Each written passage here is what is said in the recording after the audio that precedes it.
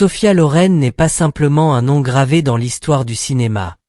Elle est l'incarnation même du glamour à l'européenne, du talent brut façonné par la persévérance, et d'un magnétisme qui a transcendé les frontières, les langues et les générations.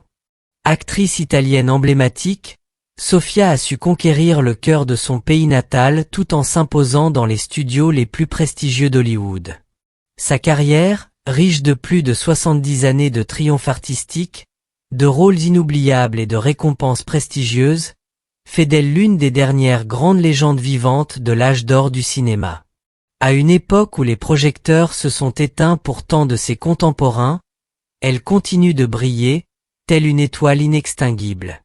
Mais derrière les tapis rouges, les flashs des photographes et les robes de haute couture, se cache l'histoire d'une femme au destin extraordinaire.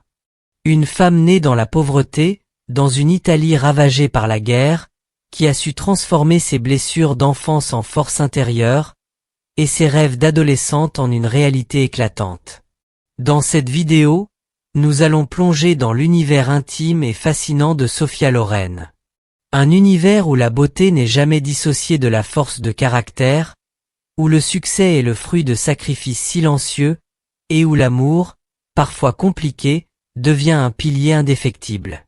Nous reviendrons sur sa relation passionnée avec Carlo Ponti, un homme qui n'a pas seulement cru en elle, mais qui a tout risqué pour qu'elle puisse s'épanouir dans sa vie d'actrice comme dans sa vie de femme.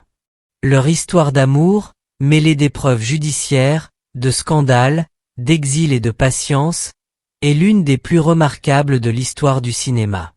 Nous évoquerons également sa relation trouble et magnétique avec Cary Grant, l'un des hommes les plus convoités d'Hollywood, avec qui elle partagea bien plus que de simples scènes de film.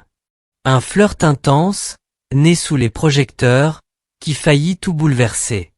Enfin, nous lèverons le voile sur les luttes internes, les combats discrets et les moments de vulnérabilité d'une actrice confrontée aux normes cruelles d'une industrie impitoyable. Car si Sophia Loren est une icône, c'est avant tout parce qu'elle est restée profondément humaine, sincère et fidèle à elle-même. Préparez-vous à découvrir le parcours d'une femme d'exception, dont la vie est un film à part entière, un mélange de passion, de drame, de courage et d'éclat. Au début des années 1950, au cœur du monde glamour mais imprévisible du cinéma italien et des concours de beauté, une jeune fille nommée Sofia Cicolone, qui deviendra plus tard connue dans le monde entier sous le nom de Sophia Loren, entra pour la première fois sous les projecteurs. Née et élevée à Pozzuoli, près de Naples, son enfance fut marquée par des difficultés et une lutte constante contre la stigmatisation sociale, avec des souvenirs de privation dus à la guerre et un sentiment d'isolement en tant qu'enfant né hors mariage. Sa jeunesse ne fut en rien facile. Pourtant, ses premières épreuves ont forgé en elle un esprit indomptable et un désir ardent de surmonter ces circonstances. Lors d'un concours de beauté locale organisé à Naples en 1950, le destin intervint. Sophia, à peine âgée de 15 ans, se retrouva sur scène, une présence fragile mais captivante au milieu d'un univers d'étoiles éclatantes. C'est lors de ce concours qu'un homme, Carlo Ponti, âgé de 22 ans de plus qu'elle est déjà producteur de cinéma établi ainsi que membre du jury, la remarqua pour la première fois. Doté d'un regard pour le talent et d'un instinct pour reconnaître le potentiel, Ponti ne vit pas seulement un joli visage. Il aperçut l'étincelle de génie en attente d'être cultivée. Ce fut le coup de foudre pour nous deux. Nous nous sommes rencontrés lors d'un concours de beauté à Rome quand j'avais 16 ans et il faisait partie du jury. Il m'a vue assise à une table avec des amis et m'a envoyé une note pour me demander de participer au concours. Cette rencontre apparemment fortuite fut le début d'un voyage extraordinaire, une romance qui finirait par conquérir d'énormes obstacles, tant sur le plan personnel que public. Le rôle de Carlo Ponti dans la vie de Sophia allait bien au-delà de celui d'un simple producteur. Conscient de son talent brut et de son potentiel, il décida de perfectionner ses compétences et de guider son développement artistique. Ponti lui enseigna non seulement les subtilités du jeu d'acteur, mais aussi les nuances de l'étiquette, l'importance de perdre son accent d'origine ainsi que la valeur d'étudier l'art et la littérature. Son mentorat fut à la fois professionnel et profondément personnel, car il devint un protecteur fidèle dans un monde souvent peu clément envers ceux issus de milieux modestes. Sous sa tutelle, Sophia se transforma progressivement, passant d'une jeune fille vulnérable à une actrice posée et confiante, destinée à devenir une icône internationale. Dans des moments de solitude, Sofia se rappelait comment sa présence comblait le vide laissé par l'absence d'une figure paternelle. Un sentiment qu'elle exprima plus tard avec émotion. Il y avait quelque chose de paternel dans sa présence, et je n'avais jamais eu de véritable père. La romance naissante entre Sofia et Carlo n'était jamais destinée à être un conte de fées simples. Au moment où ils commencèrent leur relation, Carlo Ponti était déjà marié et père de 2 enfants. Dans le milieu strict de l'Italie d'après-guerre, où l'Église catholique exerçait une influence immense, obtenir le divorce était presque impossible.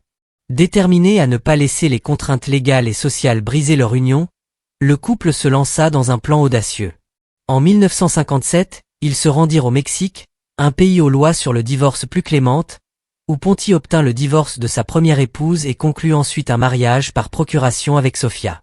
Bien que la cérémonie ait eu lieu en leur absence avec des représentants à leur place, l'événement symbolisait leur engagement irrévocable l'un envers l'autre.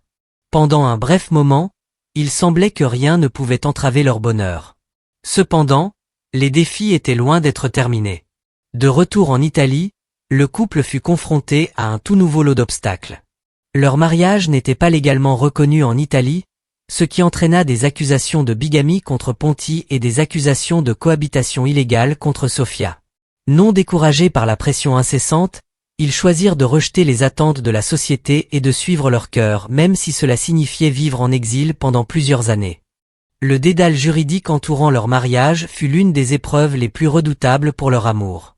Pour obtenir la reconnaissance officielle de leur relation, Sofia et Carlo durent quitter l'Italie et s'installer ailleurs. Leur quête de légitimité les mena en France, où les règles étaient plus souples. Cette transition ne se fit pas sans complications. L'ex-épouse de Carlo devait même obtenir la citoyenneté française pour finaliser son divorce. Cela ouvrit la voie à Sofia et Carlo pour se remarier par la suite. Enfin, en 1966, après près d'une décennie de batailles juridiques et de sacrifices personnels, le couple célébra une seconde cérémonie de mariage à Paris, cette fois avec une reconnaissance légale et publique totale. Leur union, autrefois entourée de secrets et de controverses, fut désormais sanctifiée par la loi, marquant un tournant décisif dans leur parcours commun. Malgré les réalisations monumentales dans leur vie professionnelle et personnelle, Sofia Loren nourrissait un autre rêve plus intime, la maternité. Le désir de fonder une famille avait longtemps habité son cœur depuis l'enfance. Cependant, le chemin vers la maternité fut semé d'embûches. Sofia subit 2 fausses couches déchirantes, une épreuve qui l'a mis à l'épreuve tant physiquement qu'émotionnellement. Sans se laisser décourager, elle suivit des traitements hormonaux rigoureux et respecta des conseils médicaux stricts, déterminée à réaliser ses aspirations maternelles. À l'âge de 34 ans, après des mois de discrétion prudente dans un hôtel à Genève, Sofia reçut enfin la nouvelle qui allait apporter de la joie dans leur vie tumultueuse. Elle était enceinte. Le 29 décembre 1968, le miracle d'une nouvelle vie se manifesta sous la forme de leur premier fils, Carlo Ponti Jr. 4 ans plus tard, le 6 janvier 1973, leur famille s'agrandit une nouvelle fois avec la naissance de Edoardo Ponti. Ces moments, nés de la lutte et de la persévérance, renforcèrent non seulement le lien entre Sofia et Carlo, mais enrichirent également leur héritage, un témoignage vivant de leur engagement et de leur résilience.